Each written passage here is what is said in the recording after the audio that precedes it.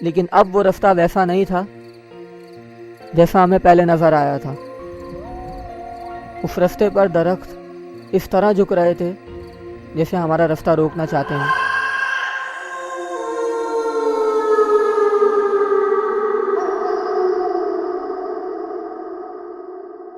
السلام علیکم دوستو، امید ہے آپ سب خیریت سے ہوں گے اور خوش ہوں گے۔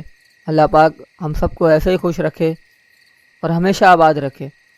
آپ امیجن کریں کہ آپ 3-4 دوست کسی جگہ پر گھومنے جاتے ہیں اور وہ جگہ آپ کے لیے پہلے سے ہی انجان ہے، اور آپ کو وہاں ایسے پراسرار مخلوق کا سامنا کرنا پڑتا ہے جس سے آپ کے رونگٹے کھڑے ہو جائیں، اور صرف سامنا ہی نہیں، وہ مخلوق آپ کو اتنا نقصان پہنچائے کہ آپ کی زندگی ہی بدل کے رکھ دے۔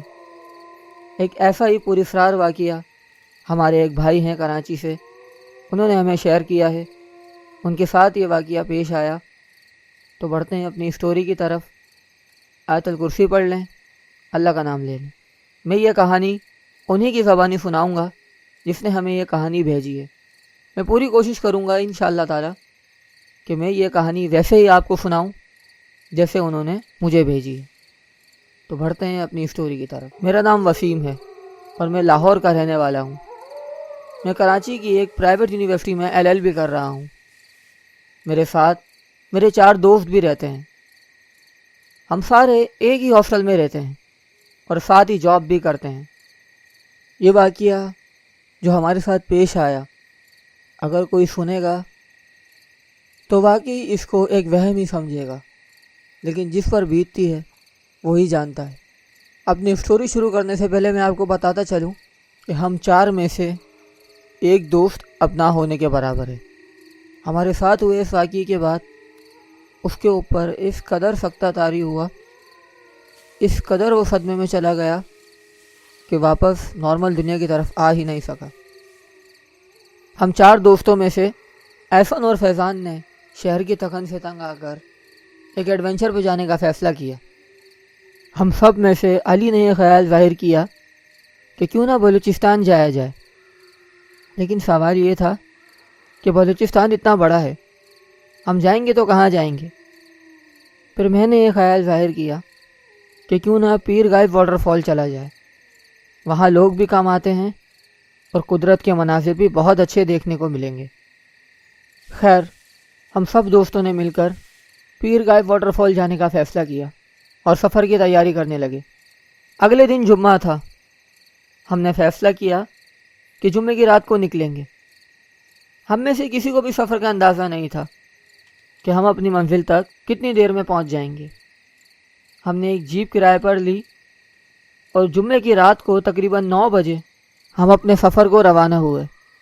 رات کے 1 پہر ہم ایک پیٹرول پمپ پر رکے۔ اس پیٹرول پمپ کے برابر میں ایک بوڑھا شخص چائے بیچ رہا تھا۔ علی نے اس بوڑھے شخص سے آگے جانے کا راستہ پوچھا۔ اس شخص نے راستہ بتانے کے بعد کہا کہ میں یہاں کا پرانا رہنے والا ہوں، میں آپ کو یہی مشورہ دوں گا کہ آپ رات کے وقت اس جگہ کا وزٹ نہ ہی کریں تو بہتر ہے۔ علی نے اس شخص سے سوال کیا کہ آپ ہمیں اس جگہ جانے کا منع کیوں کر رہے ہیں؟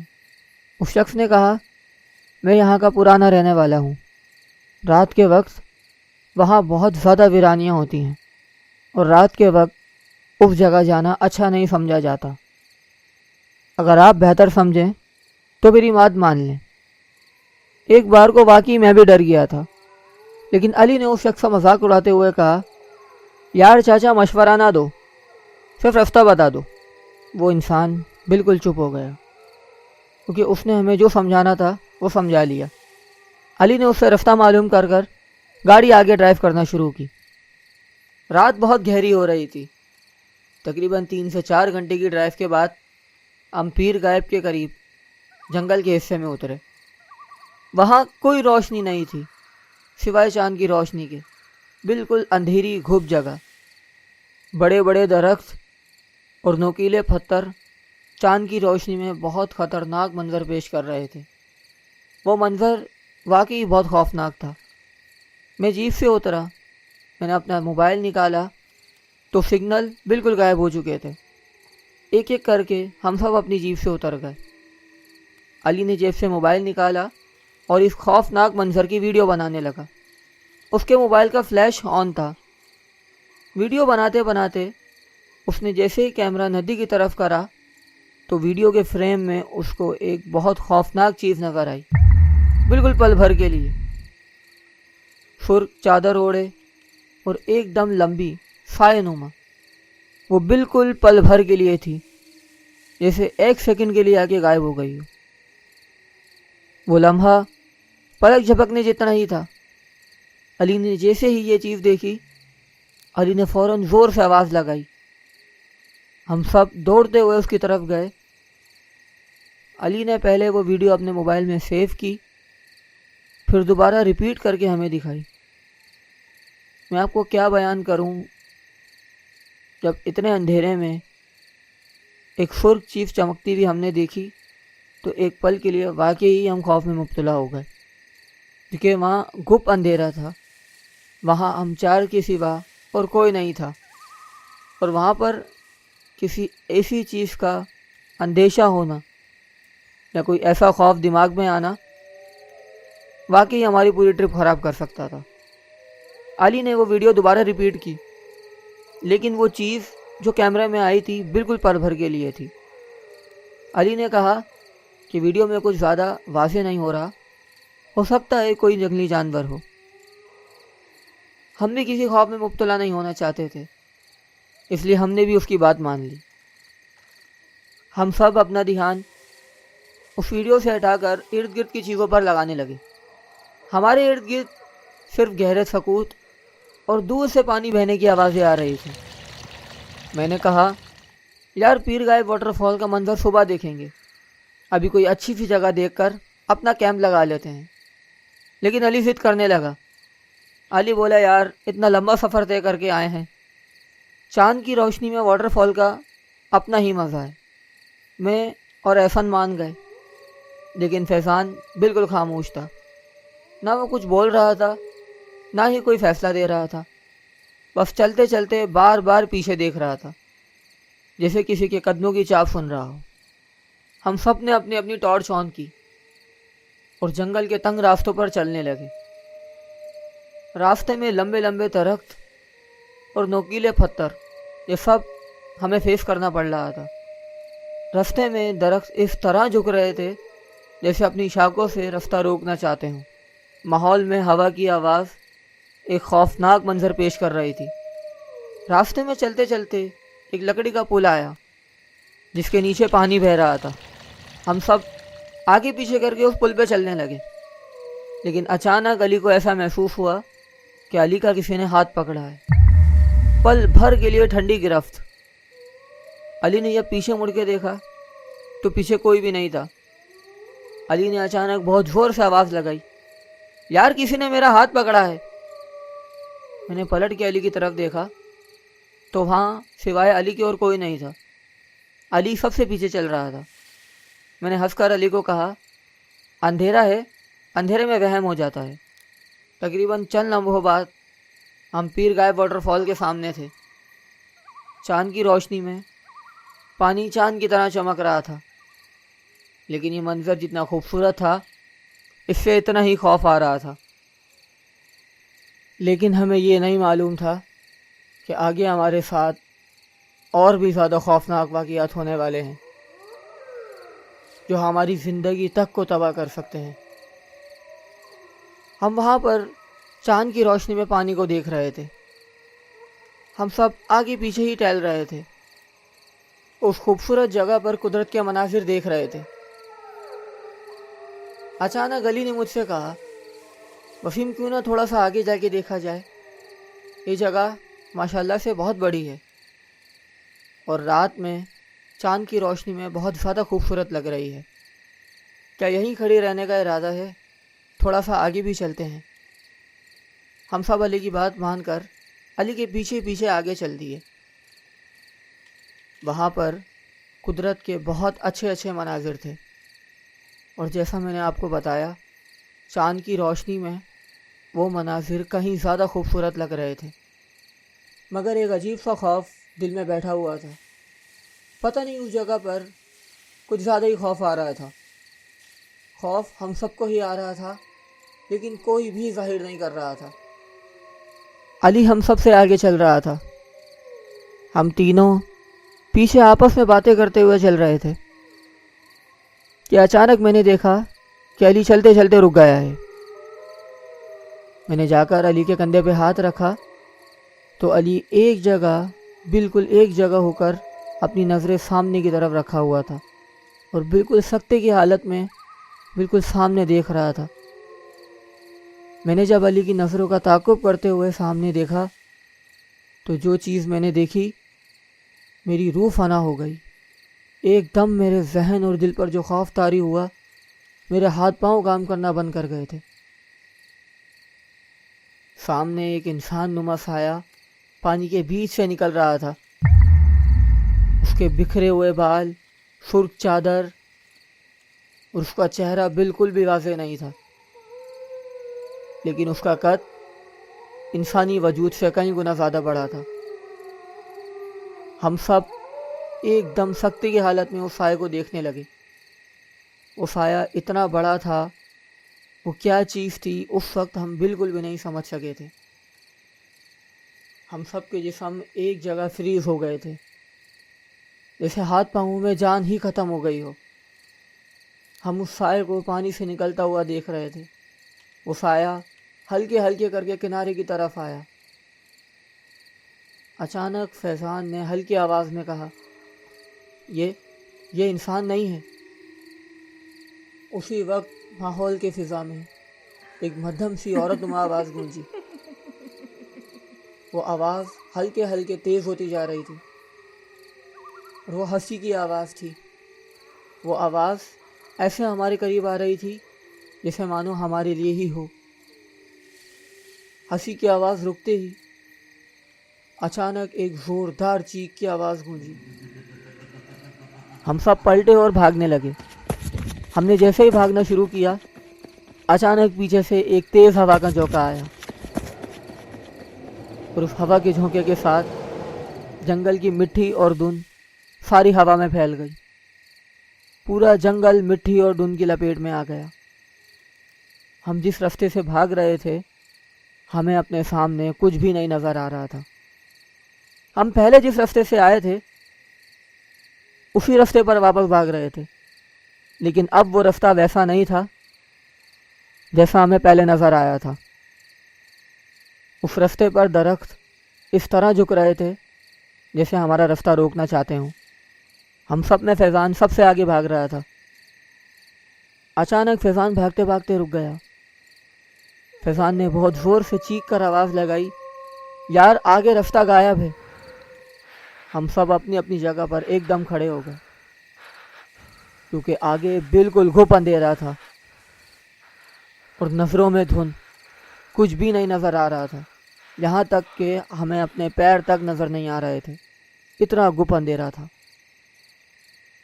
उस वक्त दिमाग बिल्कुल भी काम नहीं कर रहा था। अचानक मुझे एक आवाज़ सुनाई दी। हम सब डर के आलम में चुपचाप खड़े थे। जो पानी की आवाज़ हम पीछे छोड़ आए थे, वो अब हल्के हल्के करके हमें अपने करीब आती महसूस हो रही थी। अचानक मुझे ख्याल आया कि हर शख्स की यहाँ पर आवाज़ आई है। एहसन की आवाज़ भी आई है, फैज़ान की आवाज़ भी आई है, लेकिन अली की आवाज़ अब तक नहीं आई। मैंने चीख कर आवाज़ लगाई, अली तुम किधर हो? लेकिन अली ने कोई जवाब नहीं दिया। दूर से किसी के भागने की आवाज़ आ रही थी, जैसे कोई तेज़ तेज़ कदम लेकर भाग रहा है। मुझे ये लगा कि वो अली भाग रहा होगा, अंधेरे में उसको रास्ता नहीं नज़र आ रहा होगा। मैं ज़ोर ज़ोर से अली को आवाज़ें लगाने लगा ताकि वो आवाज़ का ताक़ुब करके हम तक पहुंच सके। लेकिन अचानक ज़ोरदार चीख की आवाज़ आई और उस चीख की आवाज़ के साथ पानी की आवाज़ भी बंद हो गई। मैंने अचानक बहुत ज़ोर से अली को आवाज़ लगाई। मैंने तकरीबन 3 से 4 आवाज़ें लगाईं, लेकिन अली का कोई जवाब नहीं आया। एकदम फैज़ान बहुत ज़ोर ज़ोर से रोने लगा। फैज़ान के हाथ पैर ढीले पड़ रहे थे और जो सच बात है, उस वक्त मेरी भी रूह फना हो रही थी, क्योंकि जो कुछ भी हमारे साथ हो रहा था وہ بالکل سمجھ کے پرے تھا، اور اچانک علی کا غائب ہو جانا یہ بالکل بھی نہیں بھا رہا تھا۔ میرا ذہن اس بات کو بالکل بھی قبول نہیں کر رہا تھا۔ اچانک فیضان کی گرنے کی آواز آئی۔ فیضان کے ہاتھ پیر بالکل ڈھیلے پڑ رہے تھے، وہ زمین پر گر کر جھٹکے کھا رہا تھا۔ ہم سب فیضان کو ہلانے لگے۔ وہاں صرف میں اور احسن تھے۔ ہمارا ایک دوست علی غائب ہو چکا تھا اور فیضان کی حالت بالکل خراب تھی۔ اچانک تھوڑی دیر کے بعد دھند کم ہونے لگی، سامنے رستہ نظر آنے لگا۔ میں نے اور احسن نے فیضان کو گود میں اٹھایا اور ہم فیضان کو لے کر اندھا دھند بھاگنے لگے، کیونکہ فیضان اپنے ہاتھ پاؤں بہت بری طرح ہلا رہا تھا اور ہر تھوڑی دیر کے بعد فیضان جھٹکے لے رہا تھا۔ اس کی حالت اس قدر خراب ہو رہی تھی، ہمیں کچھ بھی نہیں سمجھ آ رہا تھا۔ ہم دونوں فیضان کو اٹھا کر بھاگنے لگے۔ بہت دیر بھاگنے کے بعد ہمیں ہماری جیپ نظر آئی۔ احسن نے اچانک مجھے اشارہ کرا، وسیم سامنے دیکھو جیپ۔ میں نے اور احسن نے فیضان کو جا کر جیپ میں لٹایا۔ فیضان کو لٹانے کے بعد احسن اور میں ایک دوسرے کی شکل دیکھنے لگے۔ ہم دونوں کی آنکھیں نم تھیں۔ یقین کریں اس وقت جو ہمارے ساتھ ہوا تھا، ہمارا ذہن یہ بات بالکل قبول نہیں کر رہا تھا۔ میں اچانک زور زور سے رونے لگا۔ میرا ایک دوست غائب تھا، دوسرے کی حالت بالکل خراب تھی، کچھ بھی نہیں سمجھ آ رہا تھا۔ میں ہمارے ساتھ ہوئے اس واقعے کے بارے میں سوچ ہی رہا تھا کہ احسن نے میرے کندھے پر ہاتھ رکھا۔ احسن نے کندھے پہ ہاتھ رکھ کر کہا، یار وسیم، علی کا کیا ہوگا؟ علی کہاں چلا گیا؟ وہ اچانک ہمارے پاس سے غائب ہو گیا، ہم اس کو کہاں ڈھونڈیں گے؟ احسن کی بات سن کر میری آنکھوں میں آنسو آ گئے۔ مجھے کچھ بھی نہیں سمجھ آ رہا تھا میں علی کو کس طرح واپس لاؤں۔ مجھے یہ بھی نہیں پتہ تھا کہ علی کہاں گیا ہے، اسے کوئی چیز اٹھا کر لے کر گئی ہے یا وہ کہیں پھنس گیا ہے۔ اور جس جنگل سے ہم ابھی بھاگ کر آئے تھے، مجھے اتنا تو پتہ تھا کہ علی وہیں سے غائب ہوا ہے۔ بہت دیر ہم دونوں ایسے ہی خاموش بیٹھے رہے۔ خوف اتنا تھا کہ ہم ایک دوسرے سے بات تک نہیں کر رہے تھے، صرف آنسو بہا رہے تھے۔ میں اللہ سے رو رو کر دعا کر رہا تھا، یا اللہ پاک، علی کو بچا لے، آج ہمیں یہاں سے نکال دے۔ بہت دیر ایسی بیٹھنے کے بعد میں نے ایک فیصلہ کیا۔ میں نے احسن کو کہا کہ تو فیضان کے پاس رک، میں علی کو ڈھونڈ کے لاتا ہوں۔ احسن نے اچانک مجھے چیخ کر کہا، وہاں پر بہت خطرہ ہے، میں تجھے وہاں نہیں جانے دوں گا۔ لیکن میں فیصلہ کر چکا تھا۔ میں نے احسن کو کہا، میں یہاں سے علی کے بغیر نہیں جاؤں گا۔ احسن نے میری بات کا کوئی جواب نہیں دیا۔ میں احسن کو فیضان کے پاس کھڑا کر کے واپس جنگل کی طرف نکلا۔ میری آنکھوں میں آنسو تھے اور میری زبان پر آیت الکرسی۔ میں اندھا دھند ہر جگہ علی کو ڈھونڈ رہا تھا۔ جنگل میں چلتے چلتے اچانک میرے پیر میں کوئی چیز آئی۔ مجھے ایسا لگا کہ جیسے یہ کوئی انسانی ہاتھ ہے یا کوئی انسانی اعضا ہے۔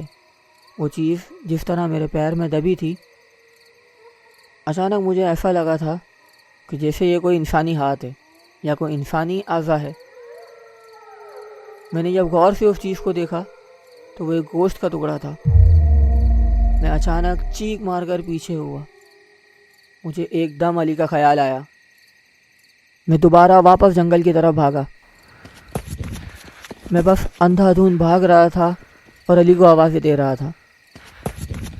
تقریباً تھوڑی دیر بھاگنے کے بعد میں واپس اسی کنارے پہ پہنچا جہاں پر پہلی بار ہم نے وہ سایہ دیکھا تھا۔ میں نے وہاں پر جا کر اس کنارے پر علی کو زور زور سے آوازیں دی، لیکن علی کا کوئی جواب نہیں آیا۔ میں تھوڑا آگے گیا، وہاں پر گپ اندھیرا تھا، کچھ بھی نہیں تھا۔ میرے ہاتھ میں صرف موبائل کی ٹارچ تھی۔ میں بھاگتے بھاگتے علی کو آوازیں لگا رہا تھا۔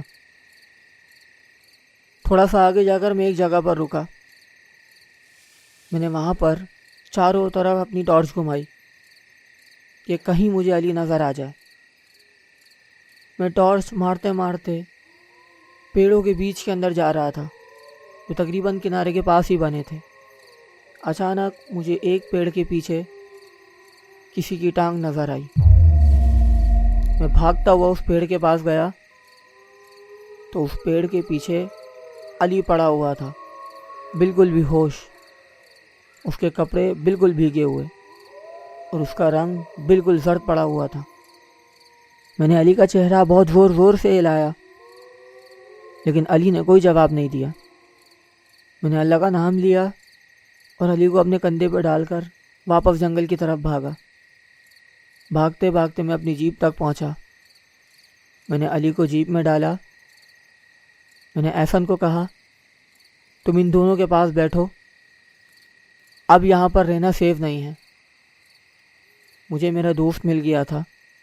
میں نے اللہ کا نام لیا، اپنی جیپ اسٹارٹ کر میں اس جگہ سے اپنی جیپ نکالنے لگا۔ تقریباً آدھے گھنٹے کی مسافت کے بعد ہم پیر غائب واٹر فال کی جگہ سے باہر نکلے۔ ہم اس جگہ سے بچ تو گئے تھے لیکن خوف میرے دل میں ابھی بھی اتنا تھا کہ مجھ سے گاڑی ڈرائیو نہیں ہو رہی تھی۔ اللہ اللہ کر کے ہم اپنے گھر کی طرف پہنچے۔ اس واقعے کے بعد تقریباً میں 7 سے 8 دن بخار میں پڑا رہا۔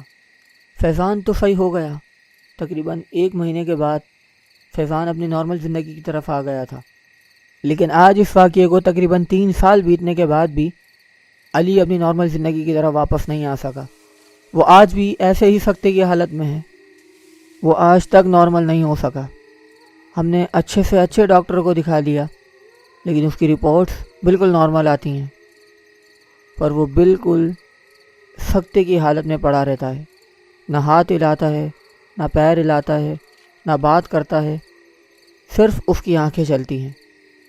میرا آپ کو یہ کہانی سنانے کا مقصد صرف اتنا ہے کہ اگر آپ کسی جگہ پر جانے کا طے کرتے ہیں تو برائے کرم اس جگہ پر جانے سے پہلے اس جگہ کی ہسٹری نکال لیں۔ مہربانی کریں، اگر آپ کو کسی جگہ کا معلوم نہیں ہے تو سب سے پہلے اس جگہ کے بارے میں معلوم کر لیں، کیونکہ کچھ جگہیں آپ کو واپسی کا موقع نہیں دیتی۔ علی گیا بالکل ٹھیک تھا لیکن واپس صحیح نہیں آ سکا۔ میں آپ سب سے ایک درخواست کرتا ہوں، برائے مہربانی میرے دوست علی کے لیے دعا کیجیے گا۔ تو یہ تھی ہماری آج کی خوفناک و پراسرار کہانی جو ہمارے بھائی نے ہمیں شیئر کی۔ اللہ ان کے دوست کو صحتیابی دے، اور آپ تمام لوگوں کے لیے بھی یہ سبق ہے کہ اگر آپ کسی جگہ پر گھومنے جاتے ہیں تو مہربانی کریں پہلے اس جگہ کی ہسٹری نکال لیں، کیونکہ ایسے واقعات اور ایسی چیزیں انسان کے اوپر بہت برا اثر ڈالتی ہیں، اور یہ چیزیں آپ کے گھر تک آ جاتی ہیں، آپ کے خاندان تک آ جاتی ہیں۔ مہربانی کریں جتنا ہو سکے ان چیزوں سے دور رہیں۔ اگر آپ کو اسٹوری اچھی لگی تو اسٹوری کو لائک ضرور کیجیے گا اور اپنے فرینڈ اور فیملی سرکل میں ضرور شیئر کریے گا۔ اور اگر آپ کے پاس بھی ایسے ہی کوئی پراسرار اور خوفناک کہانی ہے تو ڈسکرپشن میں دیے گا ای میل ایڈریس یا واٹس ایپ نمبر پر ہمیں شیئر کر دیں۔ ہم آپ کی کہانی آپ کے نام کے کریڈٹ کے ساتھ ہی اپنے چینل پر چلا دیں گے۔ ملتے ہیں اگلی اسٹوری میں۔ اللہ حافظ۔